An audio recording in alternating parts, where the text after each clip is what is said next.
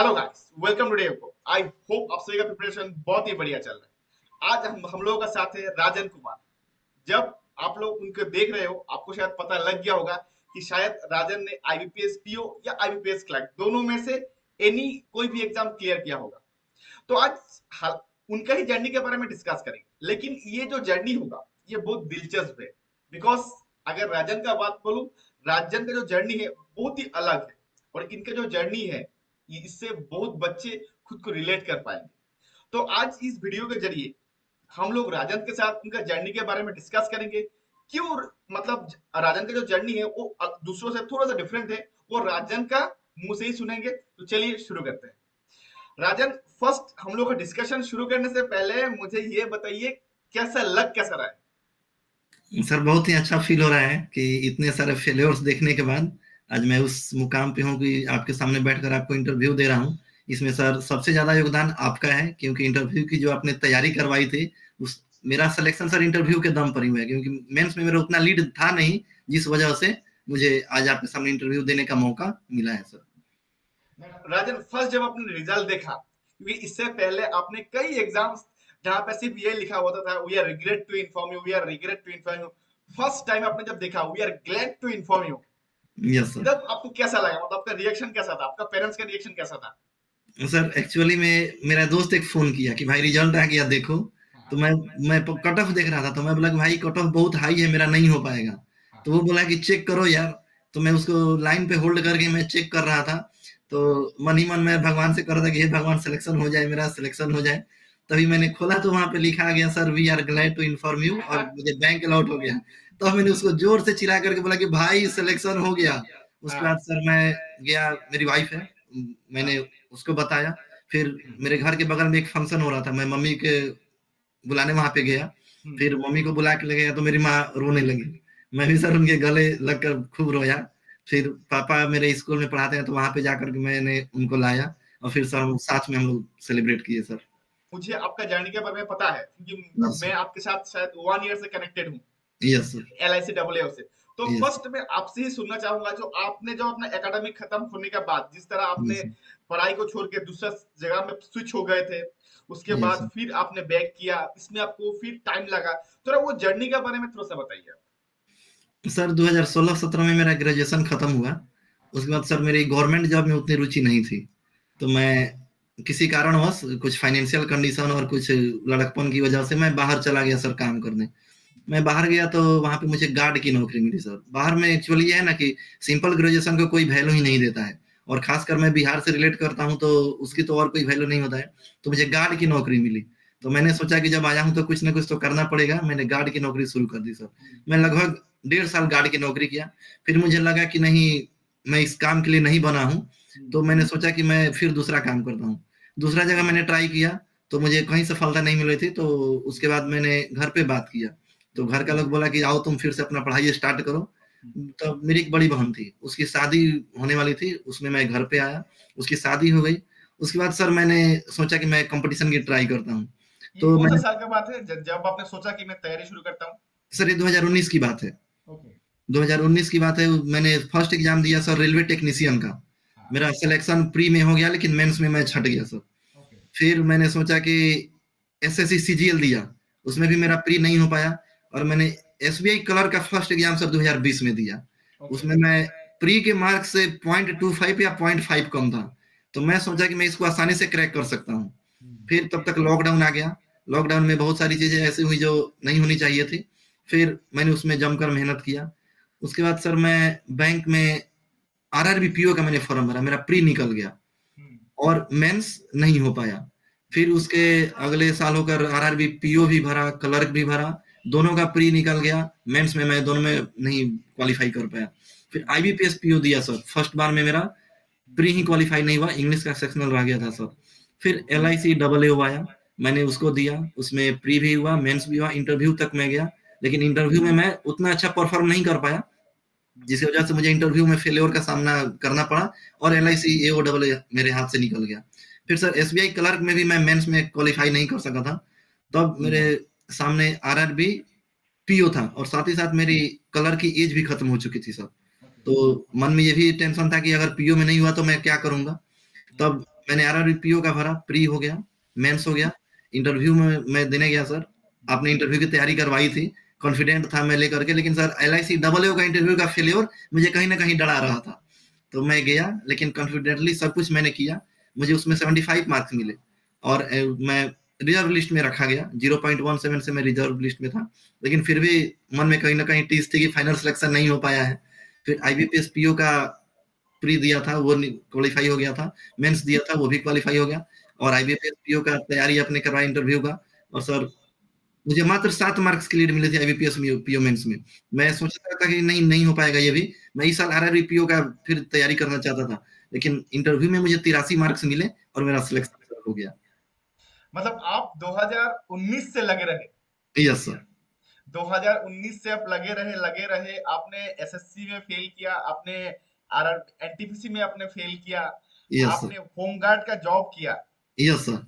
मतलब आपने अपना लाइफ में कई सारा फेलियर का सामना किया। तो यस सर। एक थोड़ा मैं अब आपसे निजी बातें पूछता हूँ। आपने जी जो होमगार्ड का जॉब किया, यस सर। ये आपने कहाँ पे किया था? मतलब कोई बैंक हो या कोई?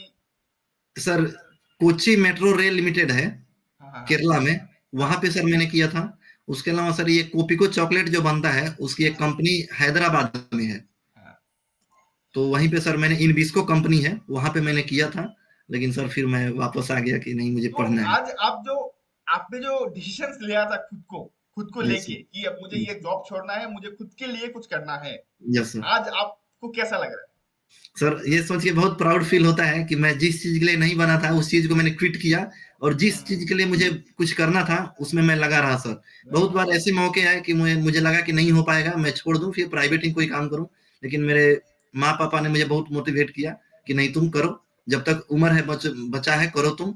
और सर ये मेरा सेकंड लास्ट चांस था। है? सेकंड और लास्ट चांस सर था। यस सर, इसके बाद एक चांस मैं और देता और मैं डिस्क्वालीफाई हो जाता ड्यू टू एज फैक्टर। लेकिन सर मेरा सेकंड लास्ट चांस में ही मेरा सिलेक्शन हो गया सर। सिलेक्शन हो गया है। Yes sir. तो मतलब आप अपने डिसीजंस पर अड़े रहे कि मुझे कुछ करना ही है। Yes sir. Yes sir. आपने कभी हार नहीं माना। नहीं शायद नहीं। उसी का नतीजा यही है कि आज आप सेंट्रल बैंक ऑफ इंडिया में पीओ बन गए, यस सर। है कि नहीं? तो यस। आपने जब ये बैंकिंग का जर्नी स्टार्ट किया था इनिशियल यस। में, तो यस सर। आपने कौन सा ईयर में फर्स्ट टाइम बैंक का एग्जाम दिया था आपने? सर मैंने 2020 में एग्जाम दिया था, स्टेट बैंक के क्लर्क का। उसमें सर कट ऑफ गया था लगभग 54 पॉइंट कुछ करके, और मेरा नंबर 53 पॉइंट कुछ था। तो मुझे लगा कि मैं इसको कर सकता हूँ। तब तक लॉकडाउन लग गया, वैकेंसी मतलब वैकेंसी तो आई लेकिन एग्जाम नहीं हो पाए। RRBPO का एग्जाम हुआ सर 31 दिसंबर 2020 को। हम्म। तो उसको मैंने दिया था सर, और उसमें कट ऑफ गया था 48 के समथिंग, वो मेरा क्वालिफाई हो गया। तब मुझे कॉन्फिडेंट आया कि नहीं मैं बैंकिंग को कर सकता हूँ। लेकिन बीच में बहुत सारे ऐसे भी कंडीशन आए कि मुझे मेंस में सफलता नहीं मिलती थी, या इंटरव्यू में जाके छट जाता था। लेकिन मैंने हार नहीं मानी सर, और तब तक पिछले साल आपसे मुलाकात हुई, तो मुझे लगा कि इंटरव्यू का तो मुझे कोई टेंशन नहीं है। और उसके अलावा सर मैंने मैथ, रीजनिंग और जो जीए था, खास करके मैं सर अभिजीत सर को मेंशन करना चाहूंगा कि उन्होंने जीए का इतना तैयारी करवा दिया कि जीए को लेकर के जो डर लगा रहता था कि जीए में पता नहीं क्या होगा। क्योंकि सर एक बार RRBPO का जो मेरा फर्स्ट प्री निकला था 2020 वाला, उसमें मेरा कट ऑफ से एटलीस्ट 21 नंबर ज्यादा था। उस समय गया था 4.5 नंबर कट ऑफ जीए का, लेकिन मुझे 4 नंबर ही मिले थे। मैं सेक्शनल की वजह से सर मैं रुक गया था। तो मुझे अभिजीत सर के बारे में मालूम चला, तो मैंने उनकी क्लासेस करनी शुरू की, और IBPS में समथिंग मुझे 15 मार्क्स से करीब में मिले हैं सर जीए में। तो आपने 2020 से बैंकिंग का प्रिपरेशन शुरू किया था। Yes sir. तो मुझे एक चीज बताइए कि अभी तक आपने नियर बाई 20 to 30 एग्जाम्स आपने फेल किया होगा, प्री यस और सर, मेंस मिला के। लगभग 25 से 30 एग्जाम सर मैं फेल कर चुका हूँ। तो बहुत बच्चे ऐसे होते हैं कि 3-4 एग्जाम फेल करने के बाद ही गिव अप कर देते हैं। आपने यस 25 से 30 एग्जाम फेल करने तक खुद को डटे रहा। Yes sir. तो वो जो मनोबल था, वो जो मनोबल बार बार हर एग्जाम के बाद वो देखना कि we are regret to inform you, we are regret to inform you, बार बार वो देखना, वो कैसा लगता था? सर एक्चुअली बुरा तो फील होता है, जब कोई आदमी मेहनत करे उसका फल नहीं मिले तो बुरा तो फील होता है। लेकिन मैं ये सोचता था कि साथ ही साथ मेरी माँ पापा भी जो थे, वे बोलते थे कि कोई बात नहीं, कि फेल्योर और पास होना ये तो जीवन का एक हिस्सा है, इसको दिल से नहीं लगाना चाहिए। मैं रोता भी था, ऐसा नहीं है कि मैं उस फेज से नहीं गुजरा हूँ, मैं रोया भी हूँ जब मेरा सिलेक्शन नहीं हुआ है। और उसके अलावा सर मैं ये सोचता था कि प्राइवेट तो जॉब करनी ही है, जब मैं सरकारी नौकरी की तैयारी कर रहा हूँ, तो जब तक एज बचा है मैं करता हूँ। नहीं बचेगा उसके बाद तो प्राइवेट जॉब ही करनी है। फिर बाद में पछताने से बेहतर है कि एक बार प्रयास करके देख लिया जाए। प्रयास करें, तो सही बात। यस सर, और उसी का नतीजा है सर कि मैं आज नतीजा है। क्वालीफाई कर सका हूँ। तो मतलब आपका जर्नी बहुत बच्चे खुद से रिलेट कर पाएंगे। यस सर, हालांकि मैं भी इस फील्ड में था, तो यस मेरे सर, बारे में उतना नहीं बोलना चाहूंगा, कि आज तो आपको सुनने के लिए आए हैं। तो मुझे भी फेलियर का मतलब यस, सामना करने का, फेलियर होने का मुझे भी एक्सपीरियंस है। मुझे पता यस, होता है कि फेल होने के बाद बच्चों का कंडीशंस कैसा होता है। यस सर, तो चलिए, ये सबसे थोड़ा सा हटके थोड़ा सा बात करते हैं कि आपने जब प्रीलिम्स जब स्टार्ट किया, यस सर, प्रीलिम्स में जब आप फेल होते थे, इनिशियल में जब आपने 2020 से जब बैंकिंग स्टार्ट किया, बैंकिंग में जब आपने प्रीलिम्स बैक टू बैक आपने फेल किया, यस सर। तो आपने किस तरीके का स्ट्रेटेजी खुद के लिए बनाया, जो आशा करता हूँ आप अगर शेयर करते हो तो बच्चों के लिए अपकमिंग जो एग्जाम्स होगा उनमें बच्चों का बहुत ज्यादा मदद होगा। सर एक्चुअली में प्रीलिम्स की तैयारी मैंने सबसे पहले बैंकिंग की तैयारी टीम एबीपी से की सर। ओके। अरुण सर, विशाल सर और पुनीत सर से की। उन्होंने सारे कॉन्सेप्ट पढ़ाए और उन्होंने इतना अभ्यास करवा दिया प्रीलिम्स का कि प्रीलिम्स मुझे इजी लगने लगा। और 25 से 30 एग्जाम में सर मैं मात्र 4 प्रीलिम्स में फेल हुआ हूँ, बाकी सारे के सारे प्रीलिम्स मेरे क्लियर हुए हैं। ओके। तो प्रीलिम्स सर मैंने वहां पे किया, लेकिन मैं जब मेंस के एग्जाम देने बैठता था तो मुझे प्रॉब्लम होती थी मैथ बनाने में, ये जो भी। तो मैंने सोचा कि मैं कुछ अलग ट्राई करूं। तो एक हर्षल अग्रवाल सर हैं सर, मैथ के। मैंने उनके बारे में सुना और मैंने उनसे मैथ पर स्विच किया। तो मुझे लगा कि हाँ ये चल जाएगा। उसके बाद सर मेरे मेंस में मैथ में तो अच्छे मार्क्स आते थे, लेकिन अदर सब्जेक्ट में कभी किसी में मेरा सेक्शनल क्लियर नहीं होता था। तो मैंने सोचा कि नहीं, सब सब्जेक्ट को बराबर इक्वल ही टाइम देना पड़ेगा। तब मैंने सोचा कि हाँ सब देखते हैं। और 2022 में सर मैंने केवल मेंस पढ़ा, इतना मेंस पढ़ा जनवरी से जून तक कि मेरा कोई भी प्रीलिम्स ही क्लियर नहीं हुआ, ना आरआरबी पीओ, ना आरआरबी क्लर्क, ना आईबीपीएस पीओ। तब मैंने सोचा कि नहीं, ये प्रीलिम्स और मेंस दोनों को साथ में लेकर चलना पड़ेगा। 23 में जब मैंने सर ये स्ट्रेटेजी अपनाई तो मेरे सारे प्रीलिम्स और मेंस क्लियर होने लगे, एक एसबीआई क्लर्क को छोड़कर। और मेरा एसबीआई क्लर्क जो लास्ट था 2023 वाला, उसके बाद मेरी क्लर्क की एज खत्म हो गई थी। उसके बाद मैंने जितने भी एग्जाम दिए, L I C double A हुआ, आईबीपीएस पीओ हुआ, आरआरबी पीओ हुआ, सबके सब एग्जाम्स मेरे सर क्रैक होते गए। ओके। तो यहाँ पे आपने एक चीज बोला कि 2022 में आपने क्या किया कि फुल टू फोकस आपने मेंस को यस दिया, सर, और जिसके यस इफेक्ट आपको ऐसा मिला कि आपका कोई भी प्री। प्रीलिम्स ही नहीं सर। तो बच्चे का भी ये बहुत एक नेगेटिव सोच नहीं बोलूंगा, ये गलत सोच होता है कि यस सर, ओनली मेंस का अगर प्रिपरेशन करेंगे तो क्लियर हो जाएगा। हालांकि यूट्यूब में भी बहुत रिन्यूड टीचर लोग ये भी बोलते हैं कि प्री का पढ़ना क्या है, प्री का कुछ नहीं करना है, मेंस का पढ़ लीजिए तो हो यस जाएगा। तो आपने जो बोला उससे आई थिंक मतलब ये बात तो है कि सिर्फ अगर आप मेंस का तैयारी करते हो तो ऐसा नहीं होता है, आपको प्री का भी लेके चलना होता है, मेंस का भी आपको साइमल्टेनियसली दोनों ही आपको लेके चलना होता है कि नहीं? सर, प्रीलिम्स का लेवल अलग होता है और मेंस का लेवल अलग होता है। हम्म। प्रीलिम्स सारा समय आपकी एक्यूरेसी और टाइमिंग का है। उसमें सर कुछ ज्यादा कॉन्सेप्ट यूज नहीं होता है, आप कितने देर खुद को कंसिस्टेंट रख पाते हो ये देखा जाता है। और मेंस में सर आपके सारे कॉन्सेप्ट चेक किए जाते हैं। तो प्रीलिम्स में क्वेश्चन छोटे छोटे होते हैं, इसको आसानी से आदमी सॉल्व कर लेता है। लेकिन मेंस में सर बहुत बारी ऐसा हुआ था कि हम लोग ये सोच रहे थे कि जल्दी से जल्दी टाइम खत्म हो, फिर अगले साल हम लोग एग्जाम की तैयारी करके उस एग्जाम को देंगे, क्योंकि कंसेप्ट ही मालूम नहीं था। लेकिन फिर बाद में एहसास हुआ कि नहीं, प्रीलिम्स और मेंस दोनों को सिमुलटेनियसली साथ में लेके चलना होगा, तभी जाके सक्सेस मिलेगी। और जब मैंने सर इस स्ट्रेटजी को अपनाया तो 2023 में मैंने सारे एग्जाम क्रैक किए सर। भले ही मेरा फाइनल सिलेक्शन नहीं हो पाया हो, लेकिन L I C double A का मेंस मैंने क्रैक किया, आरआरबी पीओ का मेंस क्रैक किया और आईबीपीएस पीओ का मेंस क्रैक किया सर।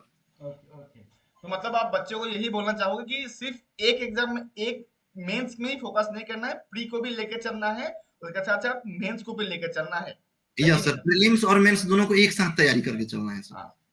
राजन भाई, आपने तो कई सारा मेंस एग्जाम दिया है और आपको मेंस देने का बहुत अच्छा एक्सपीरियंस भी है। एक बात मैं आपसे पूछूंगा कि यस सर, आजकल जो आईबीपीएस पीओ हो, एसबीआई पीओ हो, इसके जो मेंस का एग्जाम होता है उसमें यस क्वांट सर, जो पेपर होता है या रीजनिंग का पेपर होता है, जी वो सर, इतना ही टफ होता है कि डुएबल होता ही नहीं है। यस सर, लेकिन बच्चे क्या करते हैं कि उसमें majority of the time invest कर देते हैं, जिसके कारण उनका क्या होता है कि जहां पे स्कोरिंग सेक्शन होता है लाइक जीए इंग्लिश, उस पर उतना टाइम नहीं दे पाता है, जिसके कारण क्या होता है क्वांट एंड रीजनिंग में उतना तो नंबर आ जाता है जो सबका आता है, लेकिन यस। जीए में लीड नहीं ले पाता है। इस पे आपका क्या सोच है?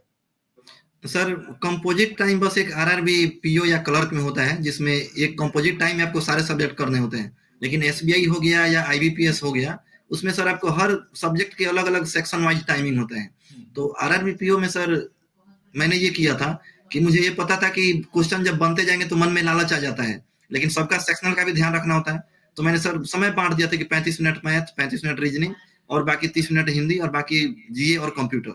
लेकिन सर आईबीपीएस पीओ का जब मैं एग्जाम देने बैठा तो उसमें सब सब्जेक्ट का अलग अलग टाइमिंग था, तो उसमें सर टाइमिंग को लेकर कोई इशू नहीं हुआ। मैं प्रिपेयर आप जब बच्चे जब घर पे प्रिपरेशन करते हैं एग्जाम से यस पहले, सर। वो yes sir. Majority of the time quant and reasoning को दे देते हैं। Yes sir. हालांकि क्वांट एंड रीजनिंग में आप जितना भी प्रिपरेशन कर लो, एक लिमिट तक ही आप क्वेश्चंस बना सकते हो। Yes sir. Yes sir. लेकिन अगर आपका प्रिपरेशन अच्छा है जीए में, इंग्लिश में, यस तो सर। उसमें आप अपना मन चाही नंबर ला सकते हो। Yes sir. तो इसमें आपका क्या सोच विचार है?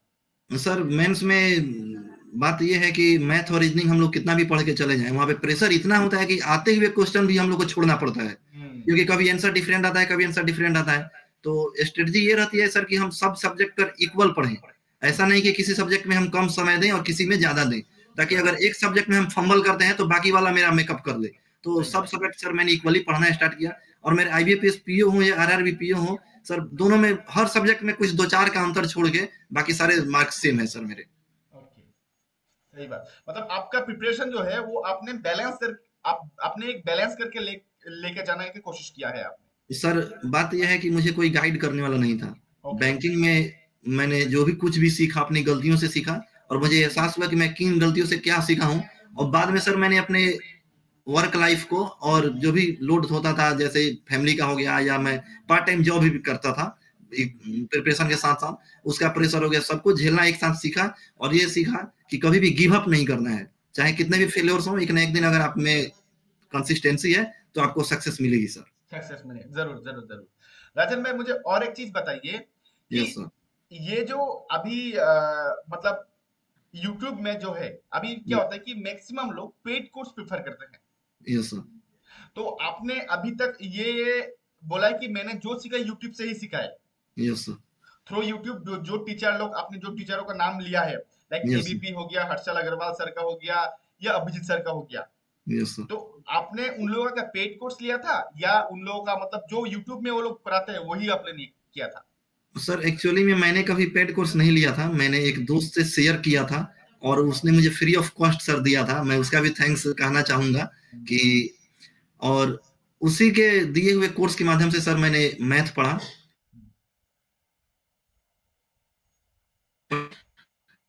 पैसा का खर्चा नहीं आया, क्योंकि इंटरव्यू की जो भी थी वो सर आपने मेरी कर और फ्री ऑफ कॉस्ट कराई। और मैं सर ये श्योर करता हूँ हर एस्पायरेंट को कि जो भी 1500-2000 खर्चा करते हैं इंटरव्यू पे, कुछ नहीं है। क्योंकि मैंने सर पेड कोर्स भी बहुतों का सुना हुआ है कि कुछ नहीं कराते हैं। जितना तैयारी आपने हम लोग को फ्री में करवा दिया, उतना लोग पेड में नहीं करवाते हैं सर। देखिए, वो तो देखिए ये था कि मेरा जो एक्सपीरियंस है, मैंने जो सीखा है, because I have failed yes. More than 100 exams. मैं और ऑलवेज बोलता हूँ, मैंने नियर बाय 8-9 एग्जाम मैंने क्लियर किया है, लेकिन उससे पहले मैंने नियर बाय 100 to 150 एग्जाम्स मैंने फेल भी किया है। जो मेरा यस। एक्सपीरियंस था वही मैंने आप लोगों से शेयर किया।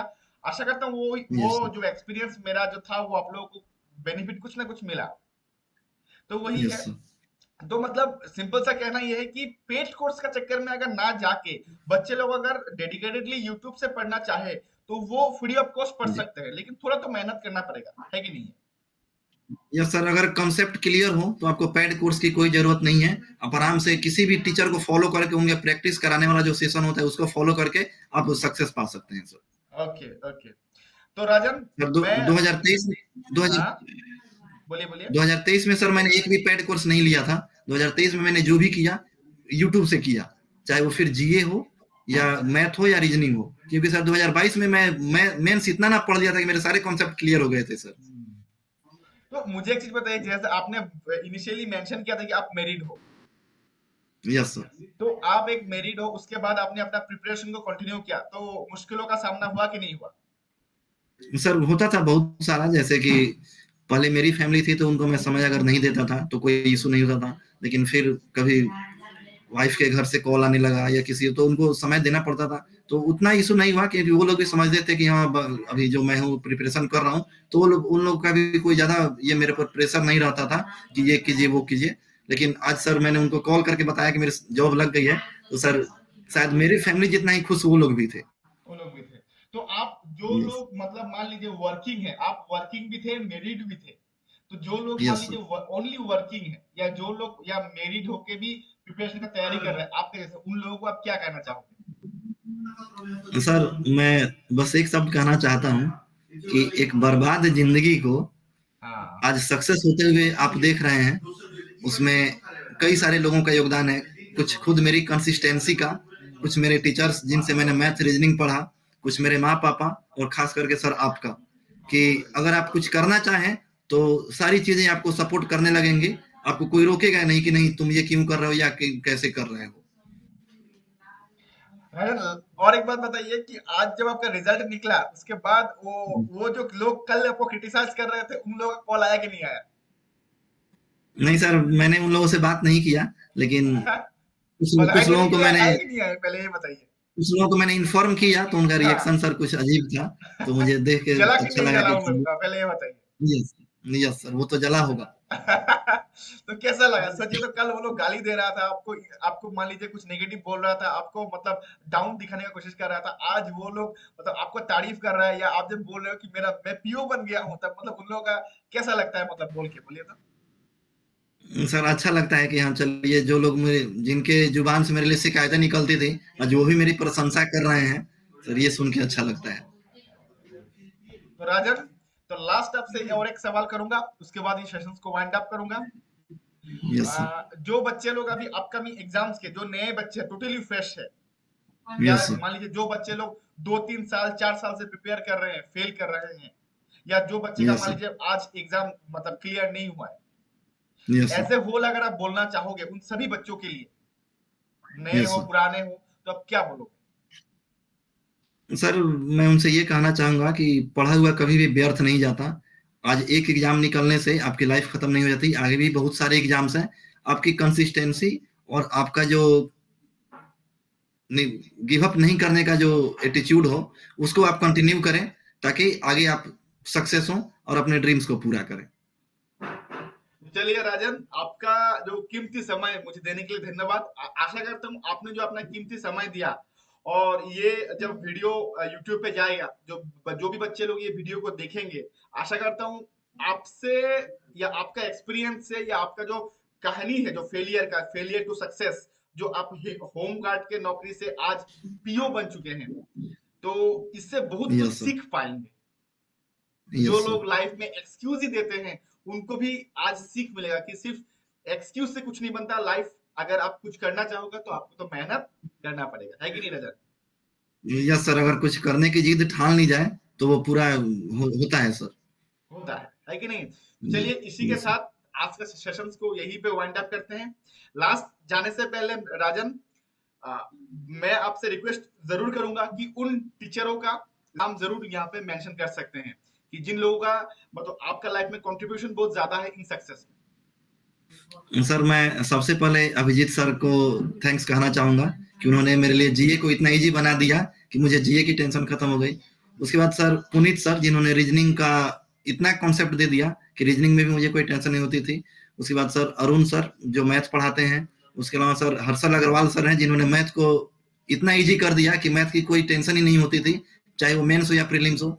उसके अलावा सर विशाल सर, जिन्होंने इंग्लिश का जो कॉन्सेप्ट इतना इजी वे में बता दिया। उसके अलावा सर जो टाइपिंग टेस्ट होता है डिस्क्रिप्टिव, उन्होंने उसका भी एक से एक तैयारी करवाया, जिसकी वजह से मुझे कोई प्रॉब्लम नहीं हुई टाइपिंग करने में या डिस्क्रिप्टिव लिखने में।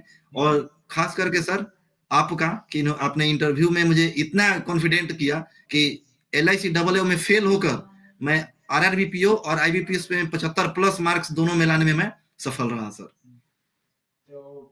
तो आप आपका कीमती समय देने के लिए शुक्रिया राजन। तो सेशंस को यहीं पे वाइंड अप करते हैं, क्या कहते हैं आप? Thank you sir. Thank you, thank you.